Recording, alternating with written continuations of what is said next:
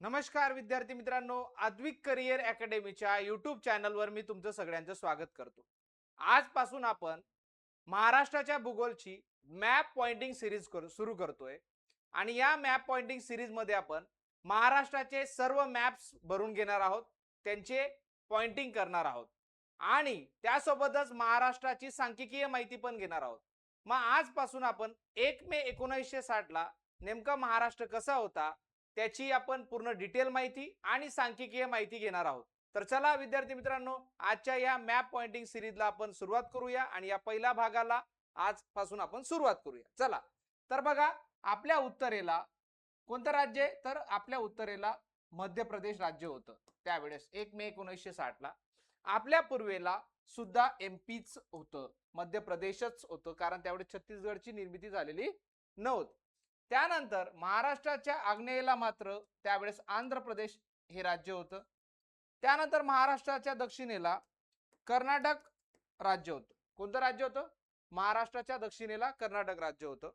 त्यानंतर महाराष्ट्राच्या दक्षिणेला अजून गेलो तर गोवा राज्य देखील होतं, पण ऍक्च्युअल गोवा त्यावेळेस आपला राज्याचा भाग नव्हता, तो पोर्तुगीजांचा भाग होता.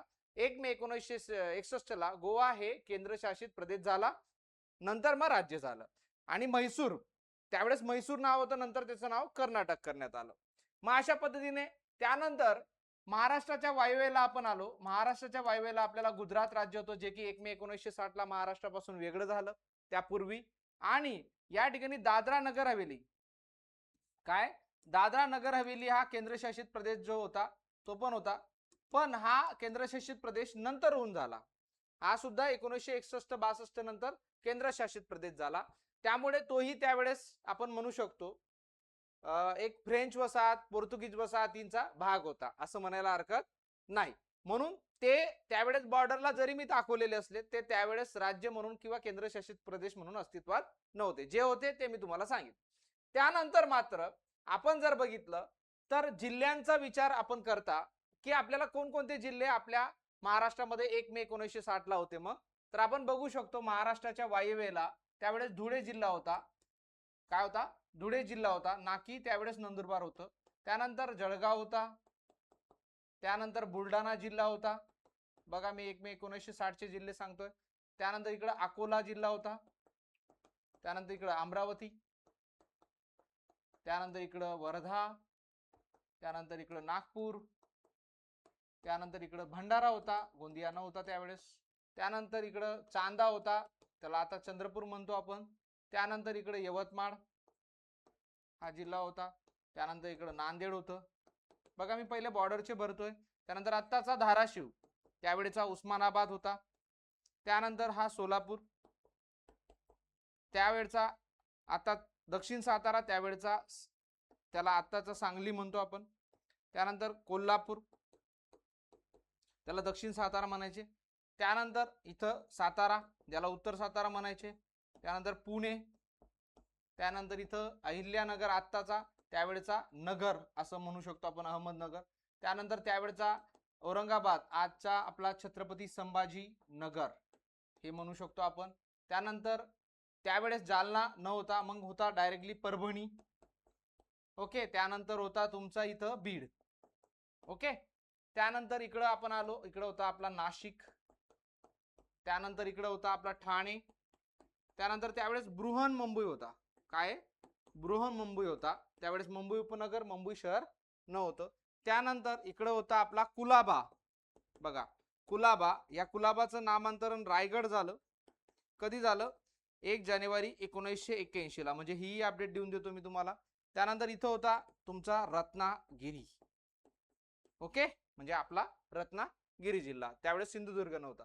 मग अशा पद्धतीने त्यावेळेस 26 जिल्हे होते महाराष्ट्रामध्ये. किती जिल्हे होते? 26 जिल्हे. मग आपण बघू शकतो हे 26 जिल्हे मी पूर्ण डिटेल तुम्हाला या ठिकाणी दिलेले आहेत. मग राजधानी आपली त्यावेळेस मुंबईच होती. जिल्हे आपले 26 होते, तालुके आपले 229 होते, विभाग आपले त्यावेळेस 4च विभाग होते प्रशासकीय. महानगरपालिका आपल्या 3 होत्या, जिल्हा परिषदा त्यावेळेस 25 होत्या, पंचायत समिती त्यावेळेस 295 होत्या, ग्रामपंचायती 21,636 ग्रामपंचायती होत्या, नगर परिषदा त्यावेळेस आपण जर बघितलं तर 219 होत्या आणि कटक मंडळे त्यावेळेस 7 होते, आजही 7 आहे. सो ही महत्वाची सांख्यिकीय माहिती पण मी तुम्हाला या ठिकाणी प्रोव्हाइड केलेली आहे, कारण आयोग बऱ्याचदा आपल्याला सांख्यिकीय माहितीवर सुद्धा प्रश्न विचारतो. या टॉपिक्सवर बऱ्याच वेळा प्रश्न आलेले आहेत.